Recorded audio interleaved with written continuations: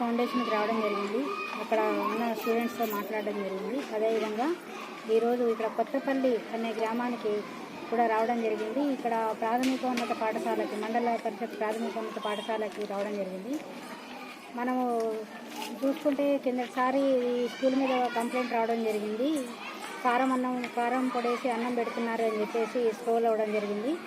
సరే, దానిని పరిస్థితులు ఎలా ఉన్నాయో చూద్దామని ఈరోజు ఇక్కడికి రావడం జరిగింది.